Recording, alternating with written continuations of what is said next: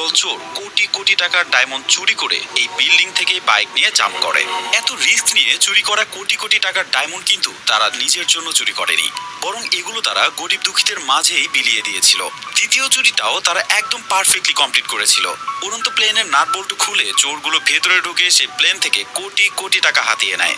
এই টাকাও কিন্তু তারা নিজের জন্য চুরি করেনি। প্রথম চুরিটির মতোই তারা এই টাকাগুলো গরিব দুঃখীদের এলাকায় আকাশ থেকে উড়িয়ে দেয়, যে টাকাগুলোর কারণে সেই গরিব দুঃখীর জীবন পুরোপুরি বদলে যায়। আর এভাবেই দুটি মারাত্মক লেভেলের চুরির মিশন পুরো পৃথিবীকে কাঁপিয়ে তোলে। পুলিশ সহ ধনাঢ্য ব্যক্তিরা পুরো টেনশনে পড়ে যায়, কারণ এই চোরগুলো যে কোনো সিকিউরিটির কোনো পাত্তাই দেয় না। তারা যে কোনো দুর্গম এবং সিকিউর এরিয়াতে অনায়াসে ঢুকে পড়তো। এবার মজার ব্যাপার হলো, এই চুরিগুলো কারা করছে এর কোনো ডকুমেন্ট এখনো পর্যন্ত কারো জানা নেই। এমনকি কেন বা তারা বড় বড় চুরির সকল অর্থই গরিবদের মাঝে বিলিয়ে দিচ্ছে তারও কোনো কারণ কেউই জানে না। তবে আমরা সেটা জানবো পয়েন্ট ব্রেক নামের মুভির গল্প থেকে। তো চলুন শুরু করা যাক। আর শুরু করার আগে দয়া করে চ্যানেলটিকে সাবস্ক্রাইব করবেন। আর যদি ভিডিওটা শেষ পর্যন্ত ভালো লাগে অবশ্যই লাইক, কমেন্টস এবং শেয়ার করতে একটুও ভুলবেন না।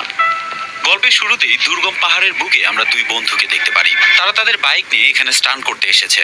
একজন ইউটা, অন্যজনের নাম জেফ। এই দুই বন্ধুর ফ্যান্টাসি হচ্ছে দুর্গম এরিয়াগুলোতে বাইক রাইড করা।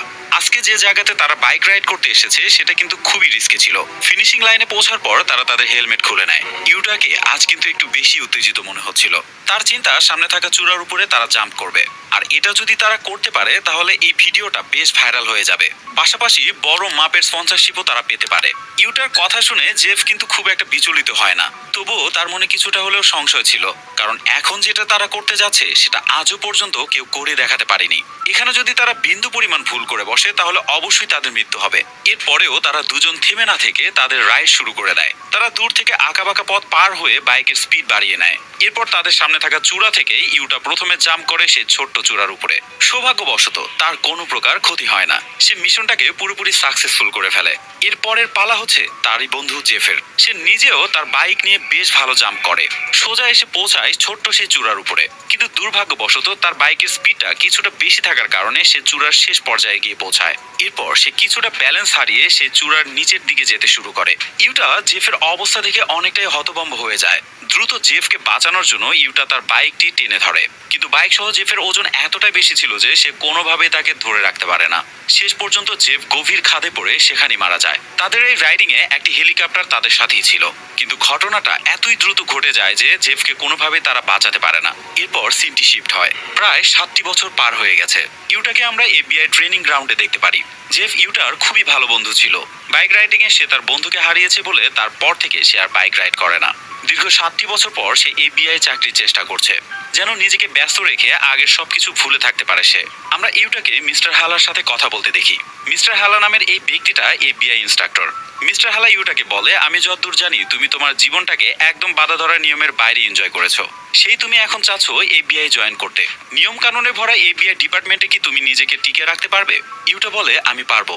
এমনিতেই ট্রেনিং গ্রাউন্ডে ইউটা বেশ ভালো করেছে। তারপরেও হালার বেশ সন্দেহ ছিল যে সে হয়তো এখানে টিকে থাকতে পারবে না। এমনকি সে সন্দেহ করে হয়তো জেফের মৃত্যুর বিষয়টা ভুলে থাকার জন্যই সে এই চাকরির জন্য এসেছে। তাই মিস্টার হালা বেশ টেনশনে পড়ে যায় যে আসলে সবকিছুর পরেও ইউটা কি ভালো একজন এফবিআই এজেন্ট হতে পারবে। আর এই সবকিছু পরে মিস্টার হালা তাকে বলে যে তুমি এমন কিছু করে দেখাও যেটার জন্য আমি মনে করব তুমি অবশ্যই ভালো একজন এফবিআই এজেন্ট হতে পারবে। এরপর মিস্টার হালা ট্রেনিং এ থাকা প্রত্যেকের সামনে একটি চুরির বিষয় নিয়ে কথা বলতে থাকে। বর্তমান সময়ে দুটি চুরি একদম পৃথিবীকে কাঁপিয়ে দিচ্ছে। আর এই চুরিগুলো এমন টেকনিকে করা হয়েছে যেটা এর আগে কখনো দেখা যায়নি। চুরির প্রথমটা হচ্ছে 100 তলা বিল্ডিং এর উপর থেকে 10 মিলিয়ন ক্যারেটের ডায়মন্ড চুরি। গত মাসে উৎপাদিত সকল ডায়মন্ডই সেখানে মজুদ করা ছিল। সবাই ভেবেছিল এখান থেকে হয়তো কোনোদিনও চুরি করা সম্ভব না। একে তো 100 তলা বিল্ডিং, তার উপর আবার নিচে কড়া গার্ড।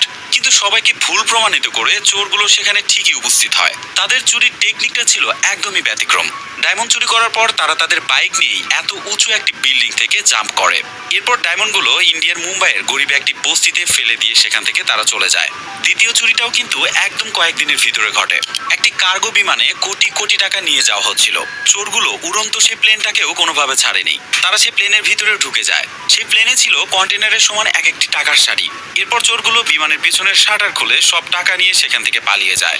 উড়ন্ত অবস্থাতেই সেই টাকার দড়িগুলো তারা কেটে দেয়। এতে টাকাগুলো মেক্সিকোর একটি দরিদ্র গ্রামে ছড়িয়ে পড়ে। দরিদ্র সেই মানুষগুলো অনেক খুশির সাথে সে টাকাগুলো কুড়াতে শুরু করে। এই দুটি চুরির বিষয় শুনে ইউটা বেশ কৌতূহলী কৌতূহলী হয়ে ওঠে। এরপর সে পার্সোনালি কেস নিয়ে ঘাটাঘাটি করতে শুরু করে। সে সোজা হালাকে গিয়ে জানায় দুটি চুরি হয়েছে দুটি দেশে, একটি ঘটেছে ইন্ডিয়ার মুম্বাই শহরে, অন্যটি মেক্সিকোতে। এবার ইউটা হালাকে জানায় এই দুটি চুরির সাথে অন্য একটি কেসের সংযোগ রয়েছে। আজ থেকে 1 বছর আগে ইন্টারন্যাশনাল লগিং কমপ্লেক্সের অনেক কাঠ আগুনে পুড়ে গিয়েছিল। আর এই নদীতে ইঙ্গা জলপ্রপাত রয়েছে। এই নদীর স্রোত ছিল একদম ভয়ানক। এই নদীর তীব্র জলপ্রপাত সম্পর্কে সবাই জানে। এখানে কেউ একবার গেলে কখনোই ফিরে আসতে পারে না। ইউটার ধারণা যারা আগুন লাগিয়েছিল তারাই ইতিহাসে প্রথমবার ইঙ্গার স্রোতের হাত থেকে বেঁচে ফিরেছিল। আর এমন স্রোত থেকে যারা বেঁচে ফিরতে পারে তারা ভয়ানক যে কোনো কিছু করতে পারবে। ইউটার ধারণা হয়তো এই দুটো চুরির সাথে তারাই জড়িত। ইউটা আরো জানায় চুরির কয়েকদিন আগে 3টা লোক এভারেস্টের চূড়া থেকে প্যারাশুট নিয়ে লাফিয়েছিল। এমনও হতে পারে যে হয়তো এই 3জনই 100 তলা বিল্ডিং থেকে সেই ডায়মন্ডগুলো চুরি করে লাফিয়েছে। হয়তো এত উঁচু বিল্ডিং এ তারা চুরি করবে বলে অনেক আগে থেকেই তারা এভারেস্টের মাথা থেকে লাফিয়ে পড়ার প্র্যাকটিস করেছে।